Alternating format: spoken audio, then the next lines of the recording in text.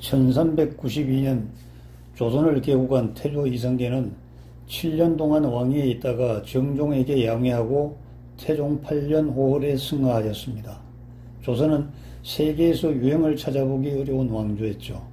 신분별 구분을 보자면 왕실을 중심으로 첫 번째 문반과 무반으로 나누어진 양반이 있었고, 두 번째 내관, 영리, 나인, 서을, 군교를 비롯한 중인들이 있었으며, 세 번째 농민, 상인, 공인, 어민을 비롯한 양인과, 네 번째 노비, 백정, 무당, 창기, 승려, 광대를 비롯한 천인으로 구성되었습니다.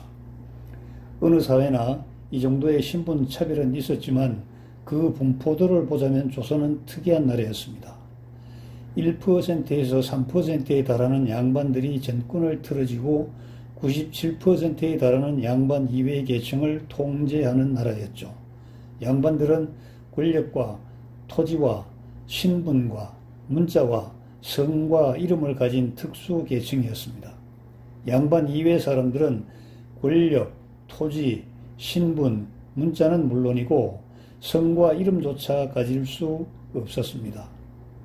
땅 한 뼘도 소유할 수 없었으면서도 군역을 부담하며 왕실과 양반들을 위해 세금을 내야 했습니다. 태어나서 죽을 때까지 오직 왕실과 양반들을 위해 살아야 했던 종이었던 셈이죠.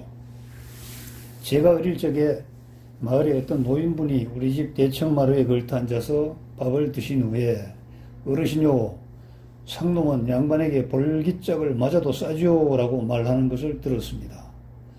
이 사람 무슨 말을 그렇게 하시는가? 생각해 보세요.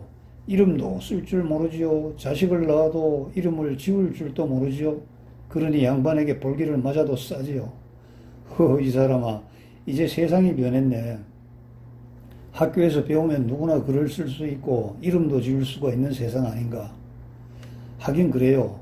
그런데 학교 보내려니 돈이 있나요? 애들이 머리가 좋나요? 그래도 공부를 시켜야 하네. 옛날에야 한문을 아는 사람이 별로 없었고 우리 마을에도 문경 어른과 내가 훈장했지만 이제는 세상이 달라졌다네. 여러분, 이런 대화가 말입니다. 조선시대가 아니라 제가 태어나서 뛰어다니면서 놀았던 어린 시절에 들은 이야기입니다. 조선은 인도의 카스트 제도보다 더 악랄한 신분제 사회였습니다. 500년이란 기나긴 세월 동안 착취를 당하면서도 그 흔한 군부의 반란조차 한번 일어나지 않았던 나라이죠. 압제에도 불구하고 순응하는 기질이 체질화되었다고 할 수 있겠습니다. 살점이 떨어져 나가도 고통을 느끼지 못하는 한센병 환자를 연상한다면 너무나 지나친 표현일까요? 고종은요, 나라를 일본에 넘기면서도 굴욕인지도 몰랐고 축하금 2만전, 요즘 가치로 25억 원을 일본으로부터 받아서 잘 썼습니다.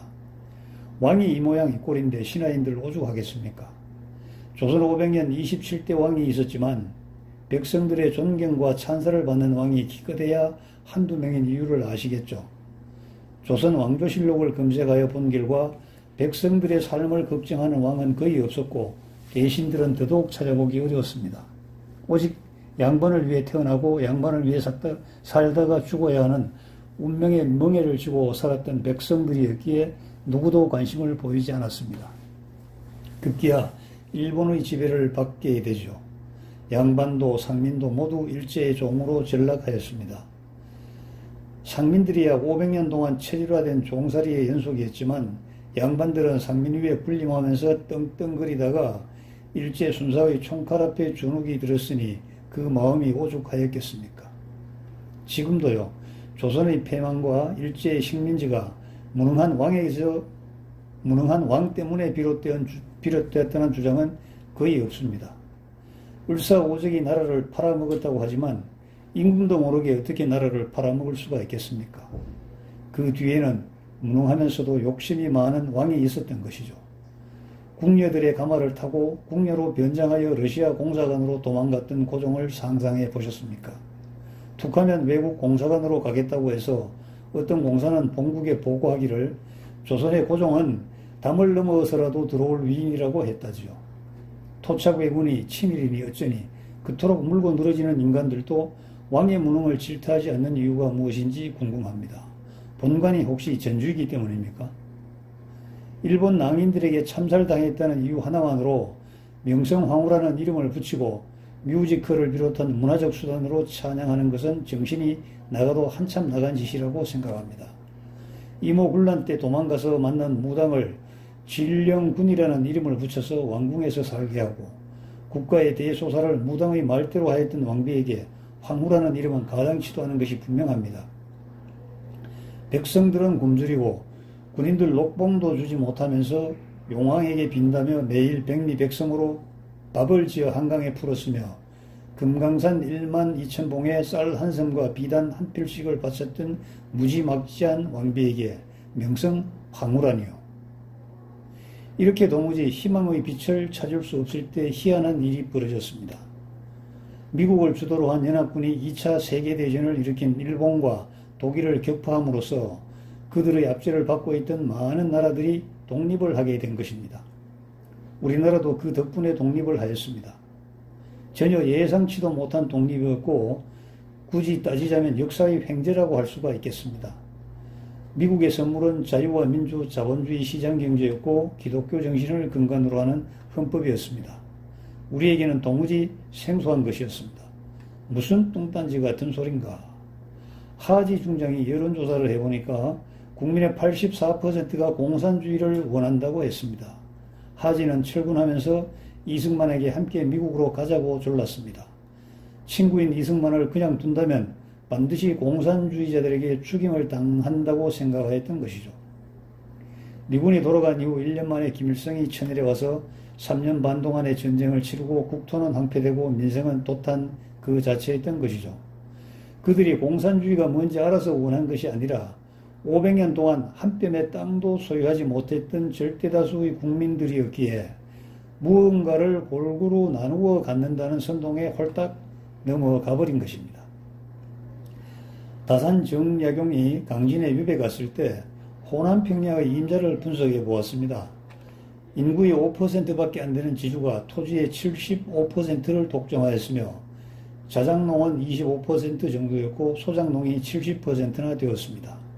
이런 분포가 해방 이후라고 해서 개선될 리가 없겠죠. 6.25 전쟁 기간을 전후하여 지주들을 몽둥이로 죽창으로 찔러서 죽일 때 전국에서 살해당한 지주의 80% 정도가 호남에서 발생하였음을 본다면 토지의 독점은 계속되었음을 알 수 있습니다.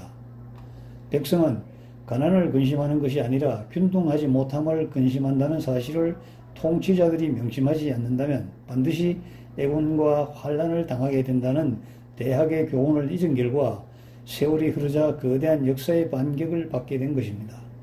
땀 한 방울 흘리지 않고 양반의 자손으로 태어나는 순간 생원이며 6살이면 태가 큰 갓을 쓰고 으슬렁거리며 걷는 법을 먼저 배웠고 조상이 모은 재산을 상속받아 대를 이어 군림하고 살았던 사회에 대한 다수의 반격이라고 할 수가 있습니다.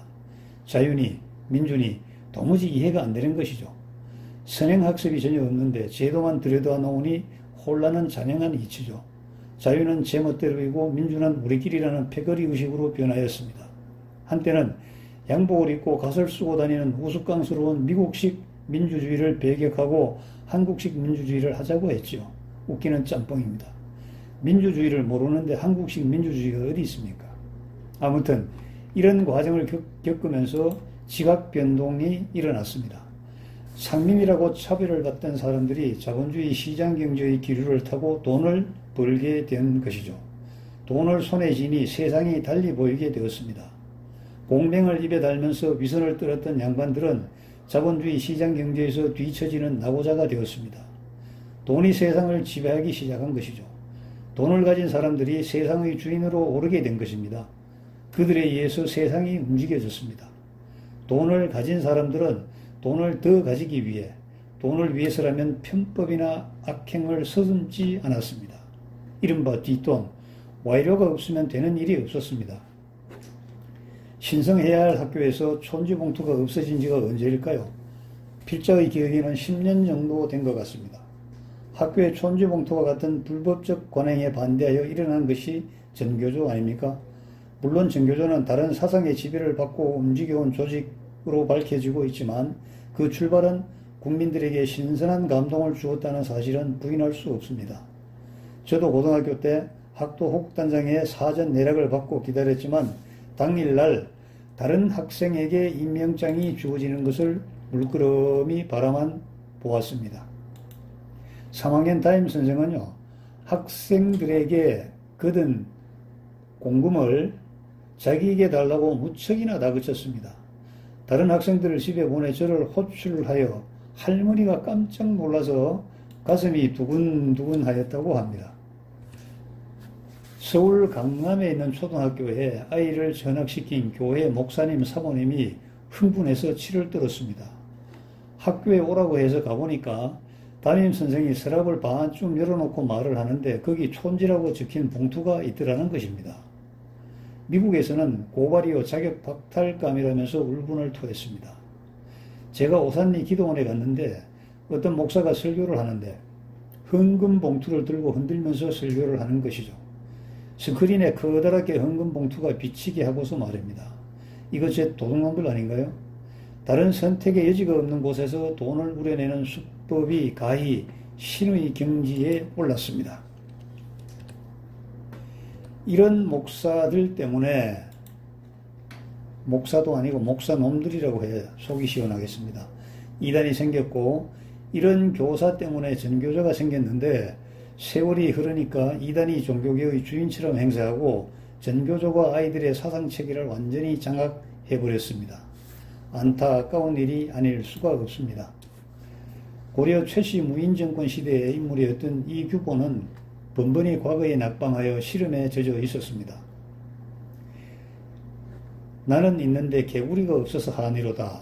유와 무와 인생지한이라는 글을 벽에 써 붙여놓고 늘 쳐다보고 있었던 것이죠.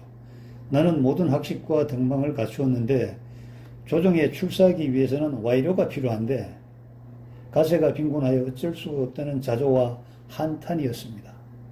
지금 세상을 보십시오. 권력을 가진 사람들이 경제력을 장악하려고 날뛰고 경제력을 가진 사람들이 권력의 비호를 받기 위해 거대한 자금을 제공합니다. 권력과 경제력을 가진 사람들이 권경복합체라고 할 수 있겠습니다.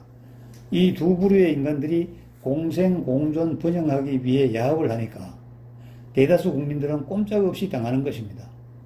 불과 7, 80년 전에 하층 민중이었던 사람들이 돈을 벌어서 지금 세상의 주류로 등장하였습니다. 그러나 그들은 정신적 도덕적 기반이 없으니 그들과 그들의 자식들이 저지르는 악행들은 이루다 말로 설명할 수가 없는 것입니다. 억압받던 시절에 자기 선대의 삶도 자기를 미화하고 홍보하기 위한 스토리로 활용하지만 그들에게는 윤리적, 도덕적, 정신적 기반이 결여되었습니다. 돈이 최고이며 돈이 자기를 지켜줄 것이라고 생각하지만 돈으로 인해 폐가 망신하는 일들이 줄을 잇고 있습니다. 돈은 만 가지 악의 근원임을 입증해 주는 것 같습니다. 돈은 유익하며 인생사 복잡한 문제를 해결하는 능력을 가지고 있지만 그 이면에 내포된 문제를 보지 못하면 폐가 망치는 것이죠. 지금 정권을 잡고 있는 사람들의 공통점은 무척 돈을 밝힌다는 것입니다. 원전을 세워놓고 태양광이나 수력발전을 추진하면서 일속을 챙긴다는 사실이 저와 같은 장삼 이사들의 일이 아니라 언론을 또 방송의 보도를 통해서 확인할 수가 있게 되었습니다. 미국을 그토록 욕하면서 자기 자식들은 미국에 유학을 보내고 호의 호식시키고 있습니다. 호랑이를 잡으러 호랑이 불로 자식들을 보낸 것입니까? 아니죠. 저들의 말과 행동을 본다면 절대 아닙니다. 지금 많은 보수 우파들이 좌파들의 몰락을 재촉하고 있습니다. 필자가 보기에는 좌파의 실적은 단 한 가지입니다. 북한과 이상한 스탠스를 취한다는 것이죠. 한때 주사파 공부했다. 김일성을 흠모한 적도 있었다. 그러나 지금은 아니다. 북한의 2200만 국민을 해방시켜야 한다. 그들도 우리와 같은 자유민주 자본주의 경제체제에서 능력대로 일하고 응분의 대가를 받아 잘 사는 환경을 만들어 주어야 한다. 그러므로 북한을 잘 아는 우리가 정치를 담당해야 한다고 주장하면 어떻습니까? 부자지간에도 나눌 수 없는 권력인데 75년 동안 갈라져서 다른 나라 사람처럼 변해버린 지금도 북한을 빨고 줄줄 이끌려 다니는 이유는 무엇입니까? 지금 좌파는 이 점만 클리어링 한다면 차기도 보장됩니다. 이것의 단추를 잘못 꿰니 모든 국사가 헝클어지고 있는 것이죠. 어떤 국회의원은 가슴에 주렁주렁 달고 와서 어이없는 짓을 하는데 이거 완전히 미친 겁니다. 보수들은 문제 더 많죠. 와이로이 시대의 주역이 바로 보수 우파 아닙니까? 지금쯤이면 보수 우파의 회개와 반성을 촉구하는 스스로의 자정선언이 나올 만도 하고만 입을 모아 좌파 정부 욕하고 헐뜯는 데만 안간힘을 쓰고 있습니다. 그래서 국민의 지지를 받지 못하는 것입니다. 국민은 건전하고 청렴하며 건강한 산소와 같은 보수 우파를 원합니다. 등반가들이 고산에서 한 모금 마시는 산소와 같은 역할을 해주길 원하는데 저들이 오히려 국민의 산소를 다 빨아드시고 있지는 않는지 모르겠습니다. 단순히 지금 좌파가 잘못하니 끌어내리고 우파로 정권을 바꿔야 한다고 생각합니다. 우파들에게 진심으로 촉구합니다. 먼저 자정 노력을 보이십시오. 도끼를 세워놓고 신성과 바둑을 두다 보니 도끼의 자루는 썩어버렸고 썩은 줄도 모르고 급한 김에 도끼를 휘두르니 썩은 자루가 부러지고 도끼날은 제 골통을 빠개는 일이 일어나지 않기를 진심으로 바랍니다. 조선 500년 동안 수탈당한 백성들이 반기를 들지 못하였던 이유는 자기들의 입장을 대변하는 구심점이 없었기 때문입니다. 임꺽정이나 홍길동이나 장길산의 봉기 등과 같은 민중봉기가 있었지만 정치 권력의 지원을 받지 못하였기 때문에 결국 개죽음으로 마무리되는 것이죠. 지금은 그때와 다르지 않습니까? 법적으로 엄연히 여와 야가 존재하도록 만들어진 정치 시스템 아닙니까? 그런데 야당이 여당같이 보이려고 스마트 노선을 택하는데 여당은 자기 목적을 위해 야성미를 주저없이 발휘하고 있습니다. 제발 야당이여 정신 차리기 바랍니다. 과거 군사정권 시절에는 강력한 야당이 있었기에 명목상의 민주화는 완성하였습니다. 그 민주화 세력이 국민의 권력의 중심에 오르자 희한한 일들이 발생하고 있습니다. 그들은 거짓말을 한 것이 아닙니다. 한 번도 경험하지 못한 세상으로 이끈다고 대통령이 말하였기 때문입니다.